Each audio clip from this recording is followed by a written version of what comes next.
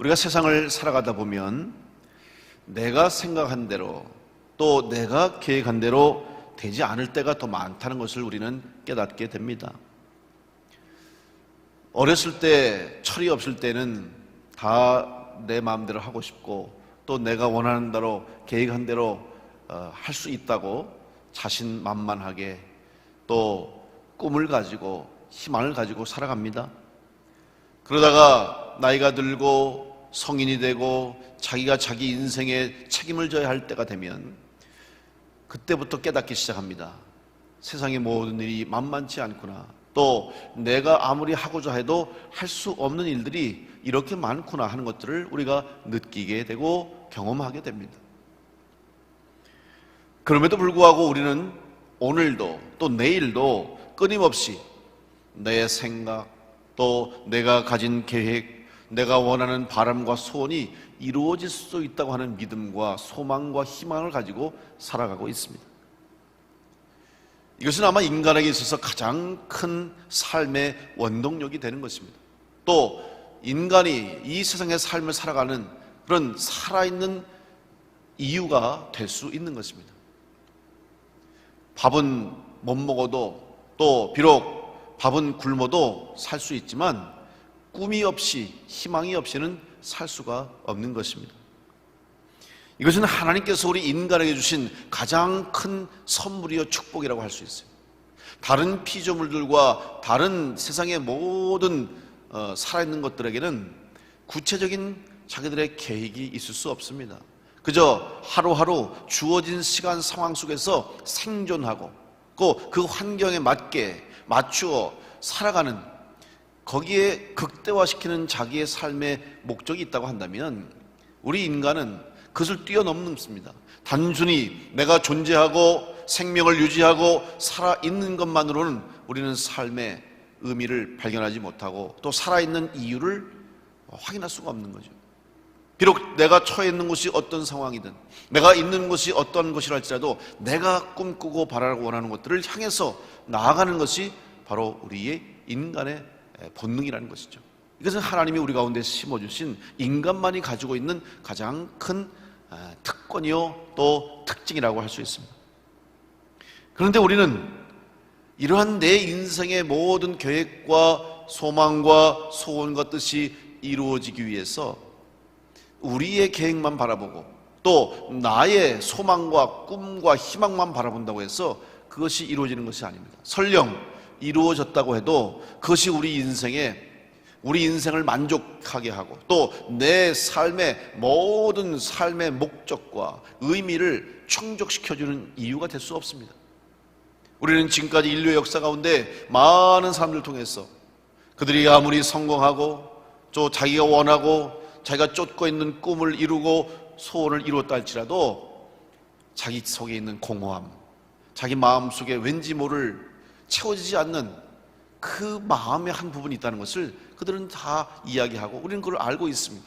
그럼 무엇이 도대체 우리로 하여금 우리의 계획이, 우리의 뜻이, 우리의 소원이 이루어졌다 할지라도 왜 우리에게는 채워지지 않는 부분이 있을까? 이것은 바로 하나님이 우리 가운데 주신 바로 영적인 문제가 있다는 것이죠. 다시 말하면 우리는 육적인 존재로만 사는 것이 아니라 영으로 사는 존재이기 때문에 영이 채워지지 않고 영적인 문제가 해결되지 않으면 우리의 인생은 완전한 만족과 완전한 행복을 누릴 수가 없는 것입니다. 그러면 이러한 영적인 문제를 어떻게 우리가 해결받을 것인가? 또 우리가 영적인 문제를, 이 영적인 채워지지 못한 것을 어떻게 채울 수 있을 것인가? 그것은 바로 하나님의 계획과 뜻을 알 때에 우리의 채워지지 않는 부분들이 채워지게 되는 것입니다. 올 초까지 해서 여러분 이제 이 코로나19로 온 세상이 다 모든 관심과 집중이 여기에 다 쏠려 있지만 여러분도 기억하실 겁니다. 몇 달 전만 해도 우리나라 영화 기생충이 지난해 모든 영화제를 다 휩쓸었어요. 전 세계의 유수한 영화제에서 다 상을 받았어요. 근데 이 영화에서 도대체 무엇을 이야기했길래 사람들이 언어가 다르고 문화가 다르고 그들의 혹은 신앙이 다르고 또 그들의 상황 환경이 다르다 할지라도 왜 공감할 것인가? 그것은 바로 이 영화 속에서 모든 인간이 가지고 있는 가장 본질적인 문제, 또 오늘 우리 사회가 가지고 있는 해결하지 못하고 있는 그 갈등의 문제를 언급하고 건드려 줬기 때문이죠. 이 영화에 보면 유명한 대사가 있죠. 그래서 이 대사가 한때 많은 사람들이 회자했던 그런 말이 됩니다. 아버지가 아들에게 이렇게 말합니다. 아들아, 너는 다 계획이 있구나. 그런데 여러분, 그 아들의 계획이 어떤 계획이었습니까? 그 아들의 계획은 선한 계획이 아니었습니다. 좋은 계획이 아니었습니다. 가정을 살리는 계획이 아니었어요. 그 계획은 거짓이었고, 또 속이는 일이었고, 또 부정한 일이었다는 것이죠. 그 계획대로 일이 잘 되어가는 것 같지만, 또 그 계획대로 가족들이 행복해진 것 같고, 더 배불리 먹을 수 있는 것 같고, 온 가족이 더 좋은 환경 속에 있는 것 같지만, 그것은 마치 신기루와 같이 잠깐의 일이었다는 것이죠. 왜? 계획이 잘못되었기 때문입니다. 근본적으로 그 계획 자체가 해서는 안 되는 계획이었고, 그 계획 자체는 그 가정에 근본적으로 본질적으로 행복을 줄 수 없고 그 가정의 문제를 해결할 수 있는 계획이 아니었다는 것이죠. 오늘 여러분에게는 어떤 계획이 있습니까? 오늘 여러분의 인생에 지금 어떤 계획이 있습니까? 우리가 지금 한 2달 가까이 이 코로나19 바이러스로 어려움을 겪고, 이제 감사하게도 요즘 우리나라의 확진자 수가 이제 아주 낮은 수치로 떨어져서 안정권에 들어섰습니다. 그러나 우리가 계속해서 앞으로 더 조심하고 또 예방하고 또 잘 지켜서 더 이상 확산되지 않도록, 또 다시 재발되지 않도록 우리가 이 긴장을 놓아서는 안 될 것 같습니다.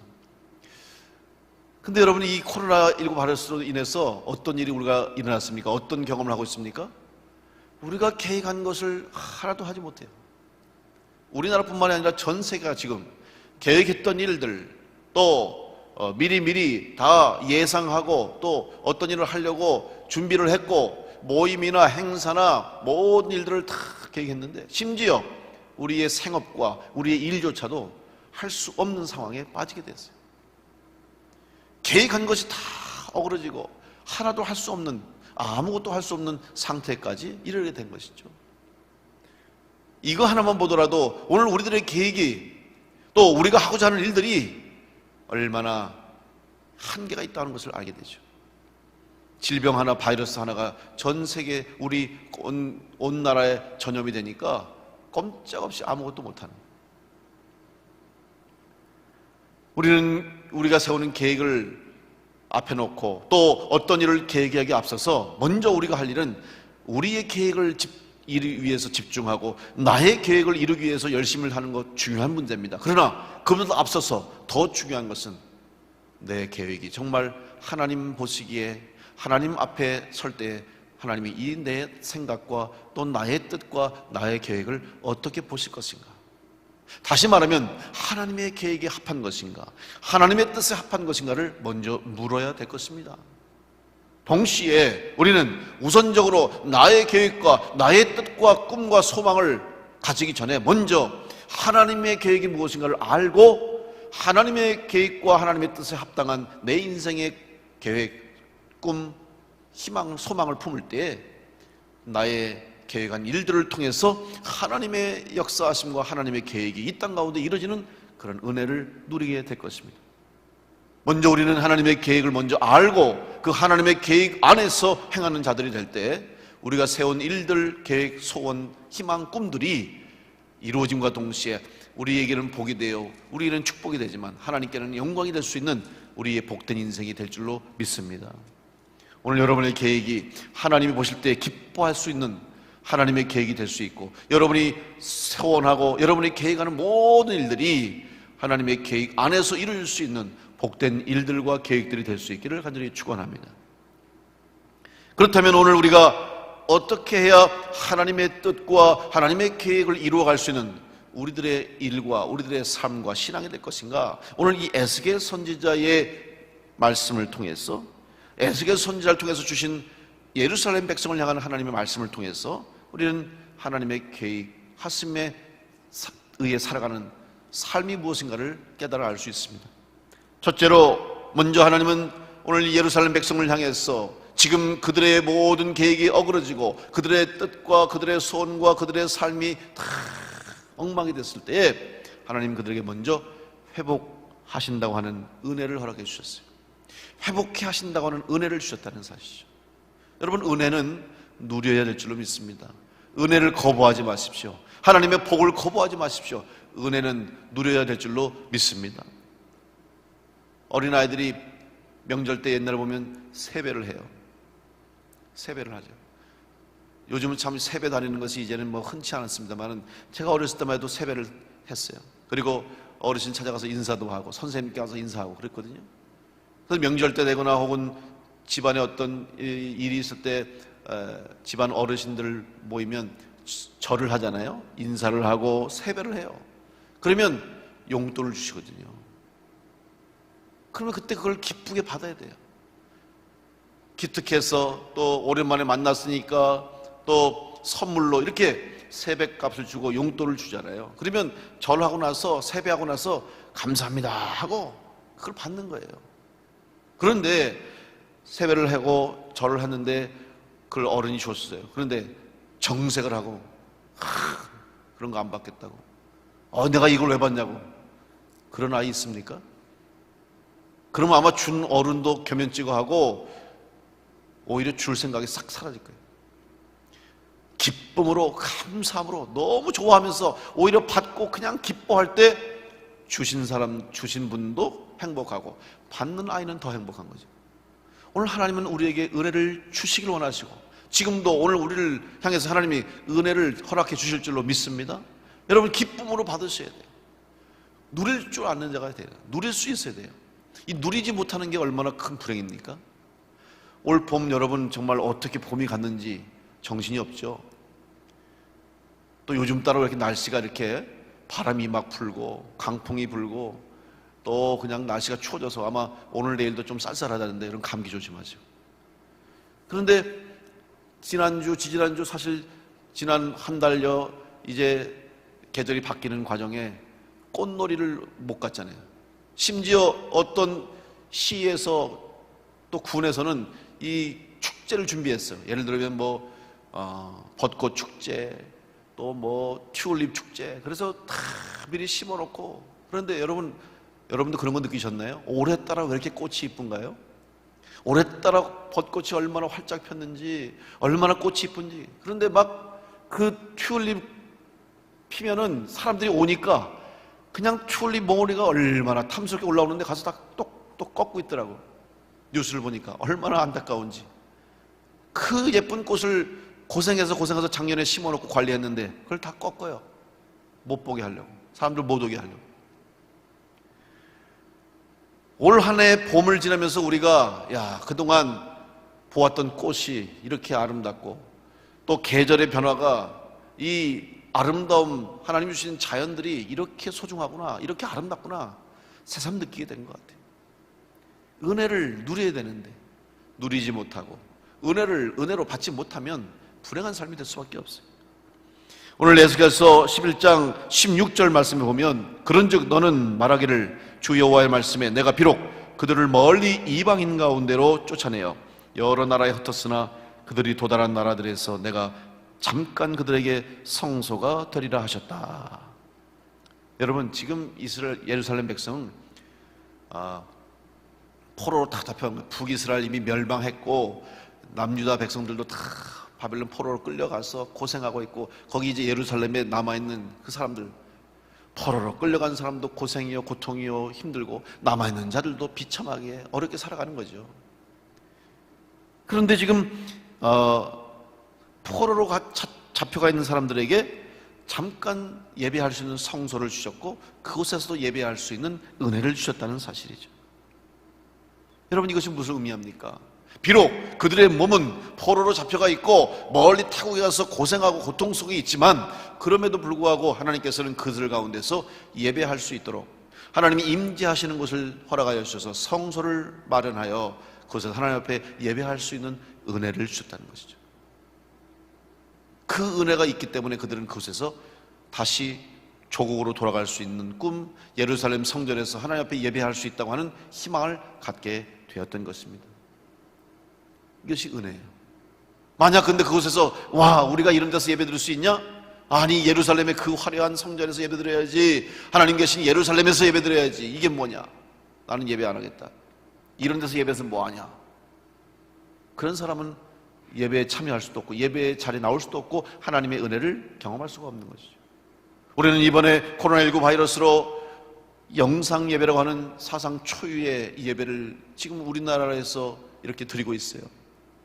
아마 이것도 어떻게 보면 대한민국이 이렇게 IT가 전 국민에게 보급이 됐고 또 SNS라고 하는 또 영상이라고 하는 매체가 모든 사람들에게 생활화되어 있기 때문에 아마 이런 예배가 가능하지 않았을까. 아주 좋은 도구로 선용하고 있는 것 같아요. 이렇게 해서라도 우리가 하나님 앞에 예배할 수 있다고 하는 것, 은혜를 누려야 되는 거예요. 감사해야 되는 거예요. 물론 어떤 사람들은 그건 아니다, 꼭 교회 와서 예배 드려야 된다고, 무조건 교회 와야 된다고 주장하는 사람이 있지만 그건 각자의 생각이 다르고 각자의 신학이 다르지만 저는 그렇게 생각하지 않습니다. 우리가 왜 어렵고 힘든 상황 속에서 모이지 못하고 왜 우리가 이렇게 힘든 시간을 보냅니까? 이유는 병이 무서워서가 아니에요. 사람들의 시선이 두려워서가 아닙니다. 이 땅에 하나님의 교회를 세우신 목적과 이유를 바로 알아야 되는 거죠. 세상에 빛이 되고 소금이 되어야 되고 생명을 살리고 생명을 우선하는 교회와 성도가 되기 위해서 우리가 이런 일을 지금 하고 있는 거예요. 그러나 비록 가정에서 또 여러분이 처한 곳에서 예배드린다 할지라도 그곳에서 진실한 마음으로 정성을 다하여 시간을 구별하여 여러분이 예배를 함께 드릴 때에 우리는 다 흩어져 있지만 한 몸이요 한 주님의 한 공동체인 충주남북교회라고 하는 교회로서 하나님 앞에 예배하는 줄로 믿습니다. 오늘도 여러분 이 은혜가 우리 가운데 있음을 알고 감사하게 여기시고 귀하게 여기시고 최선을 다해서 우리의 예배와 우리의 신앙생활을 지키고 믿음을 지킬 때에 우리 하나님 앞에 칭찬받는 성도요, 또 하나님의 뜻과 계획을 이룰 수 있는 성도가 될 줄로 믿습니다.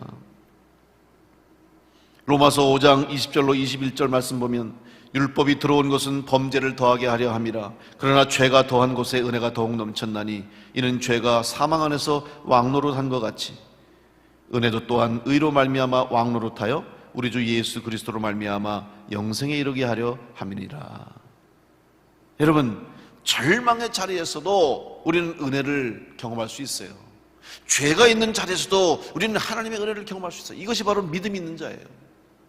그러나 믿음이 없는 자는 아무리 좋은 환경, 아무리 좋은 곳에 가 있어도 하나님을 생각하지 못해 하나님의 계획을 알 수가 없어요. 하지만 우리 성도들은 어려운 곳에서 혹은 뜻하지 않은 어려움과 시험과 고통과 위기와 어려운 환경 속에 처할 때 우리는 그때 더욱더 하나님의 뜻과 계획에 집중하게 됩니다. 여러분도 아마 이런 상황 속에서 여러분이 많은 개인적인 영적인 하나님 주시는 그런 뜻을 생각했을 거예요. 아, 예배하는 것이 소중하구나. 주님 몸에서 섬기는 것이 이렇게 귀한 거구나. 주님 전에 나가서 봉사하는 것이 이렇게 아름다운 일이구나. 이런 것들을 경험할 수 있지 않습니까? 어려운 곳에서도 힘든 곳에서도 사모하는 영혼이 있을 때 하나님은 그 예배를 받으시고 그들에게 은혜를 허락해 주실 줄로 믿습니다. 우리의 뜻대로 되지 않는다고 여러분 속상해하지 마십시오. 오히려 하나님은 그 뜻 가운데서 우리를 이끌어 가시는 거예요. 내 뜻이 옳다고 다 옳은 일이 될 수 없어요. 때로는 내 생각이 옳다고 해도 하나님이 막으실 때가 있어요. 또 어떨 때는 내가 아니라고 생각하는데 하나님은 그렇게 하라고 하실 때가 있죠. 내 생각에는 그렇게 안 하는 것이 맞다고 생각하지만 하나님은 그렇게 하게끔 하셔서 하나님의 일을 이루어 가시는 거예요. 우리가 하나님의 뜻을 다 알 수 없습니다. 우리의 지식, 우리의 지혜와 우리의 생각으로 하나님의 뜻을 다 알 수 없다는 사실을 여러분 분명히 기억하시고 하나님의 이끄심 가운데 우리는 순종하며 우리의 계획을 풀어나갈 때, 행할 때 하나님이 그 가운데 역사하심으로 하나님의 계획을 이루어 가실 줄로 믿습니다. 중요한 것은 어떠한 상황과 환경 속에서라도 은혜를 잃지 않는, 또 오히려 더 큰 은혜를 사모하고 은혜를 누리는 우리 성도들이 될 수 있기를 간절히 축원합니다. 은혜가 여러분 은혜를 언제 가장 많이 여러분이 느끼시나요? 아마 여러분 개인적으로 한번 물어보세요. 내가 언제 그렇게 은혜를 사모하고 또 은혜를 많이 받았지? 생각해보면 눈물 흘릴 때, 고통스러울 때, 너무너무 지쳐있을 때, 힘들 때 더 많이 기도했던 것 같고 더 많은 은혜를 경험했던 것 같습니다. 왜? 하나님이 특별히 보호하심을 그때 느끼는 거예요. 특별히 하나님이 우리가 힘들 때 우리를 더 지켜주시는 겁니다. 오늘 하나님의 은혜가 여러분 가운데 임함을 믿으시고 이 은혜를 회복시켜주시는 하나님의 은혜를 체험할 수 있게 간절히 축복합니다. 이스라엘 백성들은 지금 자기들이 망하고 나라를 잃고 성전을 다 지금 회파되어서 감사할 수 없는 상황이지만 하나님은 회복시키신다고 하는 은혜를 허락해 주셨어요. 이제 회복의 은혜가 우리 교회와 우리 성도들 이 나라 이 땅 가운데 임하게 될 줄로 믿습니다. 회복하시게 하시는 은혜를 사모해야 돼요. 회복하게 되면 우리는 다시 한번 하나님 앞에 온전한 믿음으로 살아가야 되는 거예요. 그 속에서 하나님은 영원히 머무르게 하지 않았어요. 광야를 통과할 때도 하나님이 장막에서 예배하게 하셨어요. 그러나 그건 광야에 있을 때 필요한 것이었어요. 가나안에 가서는 더 이상 장막에 예배드릴 필요가 없는 거죠. 이제 예루살렘에서 성전을 건축한 이후에는 성전에서 예배드려야 되는 거예요. 예루살렘 성전이 있는데도 그들이 장막에서 드릴 필요가 없는 것이죠. 마찬가지입니다. 이제 오늘 우리가 이번 주부터 우리 교회에서 함께 예배합니다. 여러 가지 이제 여러분들이 힘들고 어려운 시간 통과했지만 기쁨으로 하나님 앞에 예배할 수 있는 거예요. 가정에서 드릴 때도 간절함으로 사모함으로 예배했지만 주님 전에 나와서 예배할 때 기쁨으로 감사함으로 예배가 회복되는 거예요. 왜냐하면 중요한 것은 하나님이 우리와 함께 하신다는 사실을 알 때 우리는 은혜 안에 거하는 거예요. 시편 73편 23절에서 28절 말씀 보시면 내가 항상 주와 함께하니 주께서 내 오른손을 붙드셨나이다. 주의 교훈으로 나를 인도하시고 후에는 영광으로 나를 영접하시리니 하늘에서는 주 외에 누가 내게 있으리요 땅에서는 주밖에 내가 사모할 리 없나이다. 내 육체와 마음은 쇠약하나 하나님은 내 마음의 반석이시요 영원한 분기되시라. 무릇 주를 멀리하는 자는 망하리니 음녀같이 주를 떠난 자를 주께서 다 멸절하셨나이다. 하나님께 가까이함이 내게 복이라. 내가 주 여호와를 나의 피난처로 삼아 주의 모든 행적을 전파하리이다. 아멘. 사랑하는 성도 여러분, 하나님을 가까이 하시는 성도 될 수 있기를 간절히 축복합니다. 하나님을 가까이 하는 것이 가장 큰 복임을 믿고 하나님 떠나지 않는 성도가 될 때 여러분 가운데 은혜를 더하시고 회복해 하시는 은혜가 임하게 될 줄로 믿습니다.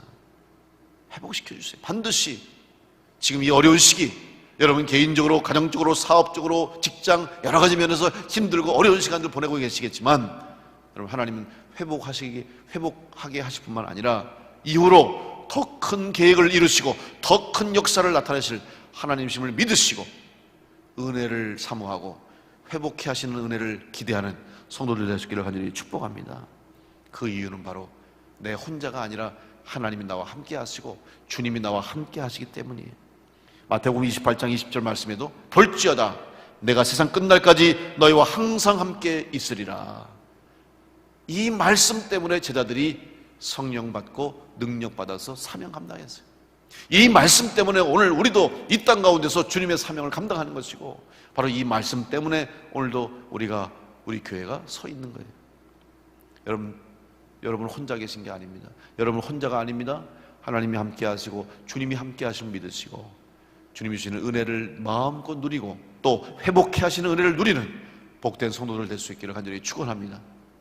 두 번째, 오늘 우리가 하나님의 회복의 은혜와 하나님의 계획 가운데 살아가는 성도가 되기 위해서는 은혜를 누릴 뿐만 아니라 이 은혜 가운데 거하면서 조심해야 할 것이 있어요.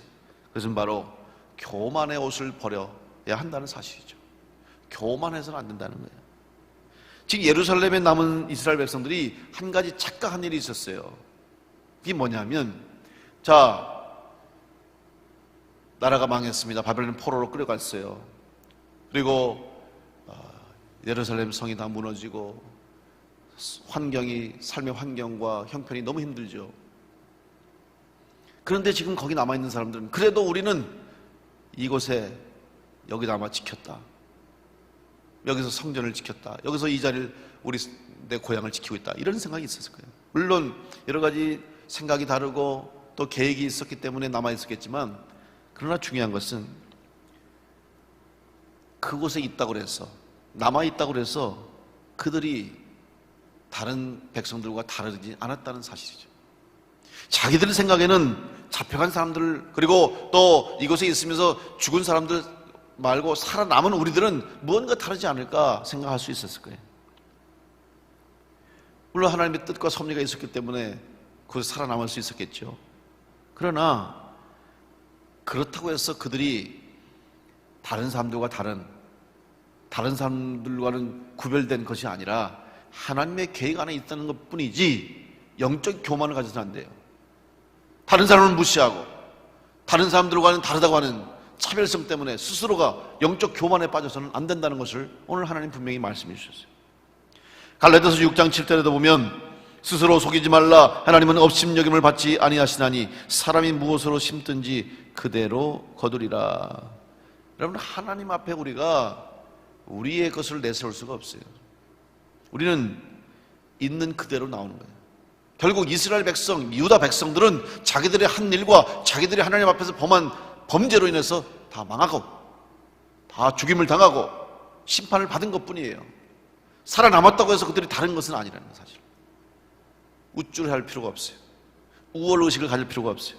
오히려 살아남은 자로서 당하는 고통과 괴로움 속에서 그들은 철저히 더 회개해야 했고, 오히려 자기들의 잘못을 하나님 앞에 더 솔직하게 인정할 수밖에 없는 책임이 있을 뿐이지, 자기들이 의롭다고 자기들이 더 잘나서가 아니라는 사실을 기억해야 되는 거죠.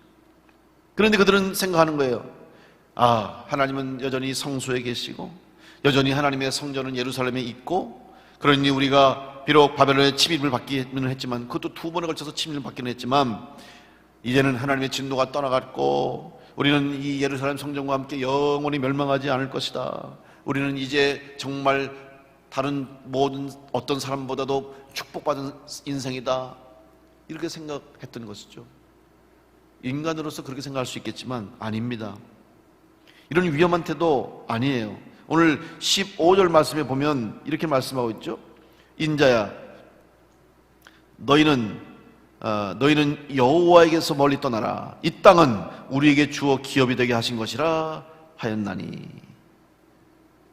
자, 예루살렘 백성들이 이렇게 자만하심을 가진 것, 자만할 이유가 있는 거죠.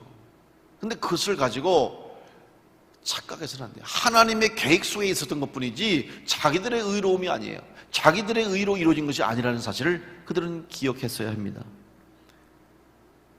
그런데 그들은 결국 그 영적 교만 때문에 또 한 번 하나님 앞에 범죄를 했던 것이고, 또 한 번 그들은 하나님 앞에 회개를 해야 했던 것이죠.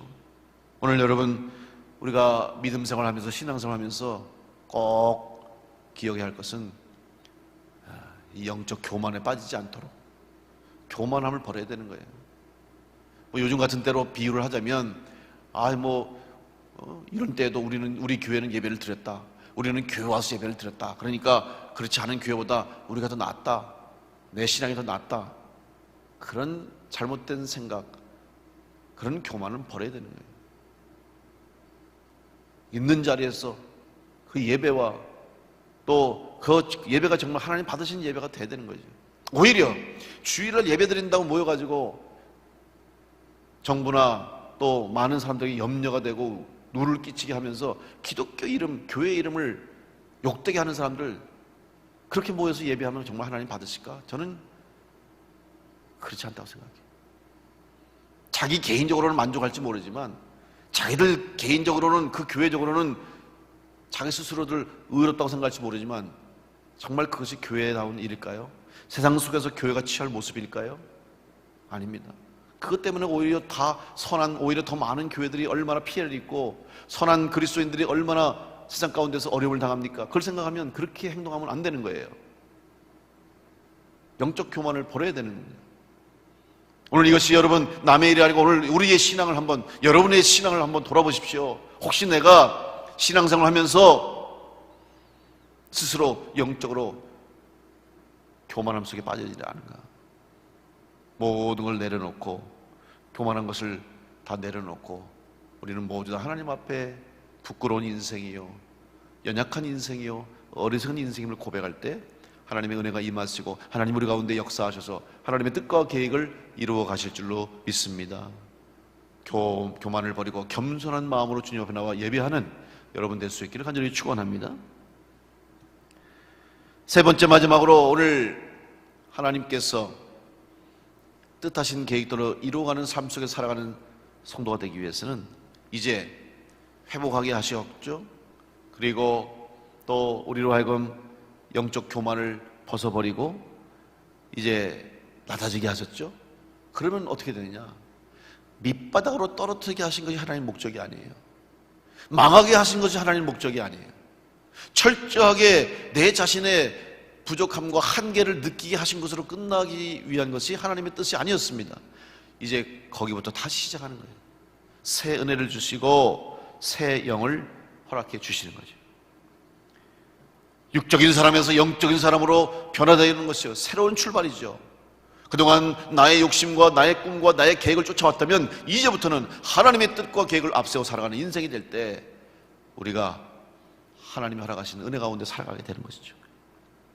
그러기 위해서는 여러분, 먼저 우리 속에 있는 모든 더러운 것들을 다 제거해야 된다 하는 것이죠. 오늘 말씀 보십시오. 이제 18절 말씀 보면 그들이 그리로 가서 그 가운데 모든 미운 물건과 모든 가증한 것을 제거하여 버릴지라 그랬죠. 제거하라고 그랬어요. 완전히 버리는 거예요. 근데 이것이 쉽지 않아요. 여러분, 완전히 버리는 게 참 어렵죠. 완전히 버린다는 건 정말 힘든 일이에요. 미련이 남습니다. 제가 꽤 벌써 오래됐네요. 오래전에 몇 해 전에 아프리카 케냐에 우물 기증하고 또 충북연회에서 함께 이제 우물 기증식을 갔던 기억이 납니다. 그때 이제 케냐에서 지역을 마사이 부족들의 마을에 가서 우물 기증식하고 예배드리고 행사를 하고 한 번은 그 마사이 부족들이 사는 그들의 이제 전통 집이죠. 솥동으로 만든 그 집을 방문을 하고 거기서 하루씩 자는 그런 날이 있었어요. 근데 거기 가서 잘 때는 그들이 똑같이 그들 집이에요. 아주 그냥 고개를 숙여 이렇게 들어가서 정말 이만한 그냥 공간 하나 나와요. 그러면 거기다 그냥 나무로 이렇게 얼기설기 해가지고 침대처럼 만들어 놓고 그 위에다가 그냥 천을 깔고 앞에 화롯불처럼 숯불이 있고 옆에 그냥 조그마한 공간이 있는, 거기가 그냥 방이요, 부엌이요, 화장실이요, 다 그냥 집이에요. 근데 이제 그때 선교사님이 아무래도 거기 자다 보면 거기 벌레들이 많다는 거예요. 이렇게 나무 침대 같이 얼개설기 만들어 놓은 그 속에는 벌레들이 다 별의별 벌레가 많으니까 가서 에프킬라를 한번 뿌리고 주무시라고. 그래서 그 가는 사람마다 에프킬라를 하나씩 줬어요. 근데 저는 이제 그때 거기서 인원이 이제 다 되지 못해서 못 자고 딴 곳에 가서 교회에서 잤는데, 갔다 오신 분들이 아침에 가서 만나서 하는 얘기가 자기는 잠 한숨 못 잤다는 거예요. 왜? 차라리 에프킬라를 뿌리지 말걸. 깨끗이 잔다고, 벌레를 없앤다고 에프킬라를 거기다 쫙 뿌렸다는 거예요. 그냥 그랬더니 그 속에 들어있던 벌레들이 다 나왔대. 그냥 뒀으면 차라리 몇 마리 나와서 물렀을 텐데 에프킬라를 온통 뿌려놓으니까 그냥 그 깊숙이 숨어있던 것들이 다 나와가지고 잠 한숨 못 자고 벌레 잡다가 징그러워서 그냥 나왔다, 그런 얘기를 들었어요. 여러분이 그 문제를 해결하려면 그 물건을 없애야죠. 그게 해결되겠습니까? 오늘 우리의 신앙 속에도 우리가 제거해야 할 것들이, 하나님 앞에서 버려야 할 것들이 너무 많은데 버리지 못하고 있어요. 없앤다고 하면서, 포기한다고 하면서, 내려놓는다고 하면서, 하나님 앞에 회개하고 끊는다고 하면서 여전히 붙잡고 있는 것이 얼마나 많습니까? 오늘 여러분 계획대로 되지 않는 거, 여러분 생각대로 되지 않는 거 있으시면 내가 하나님 앞에서 하나님이 포기하라고, 하나님이 버리라고, 제거하라고, 제하라고 하는 것들, 혹시 내가 아직도 여전히 그 끈을 놓지 않고 붙잡고 있고 미련을 가지고 있고 여전히 죄 가운데 있는 거 있다면 완전히 제거해버리고 끊어버릴 때 오늘 하나님의 계획 속에 살아가는 은혜가 있게 될 줄로 믿습니다. 새 영을 받아야 새로운 피조물이 되어서 하나님의 사명 감당하는 것이지, 이전 것이 있을 때 할 수 없어요. 이전 것은 버리라고 그랬죠. 새로운 피조물이라.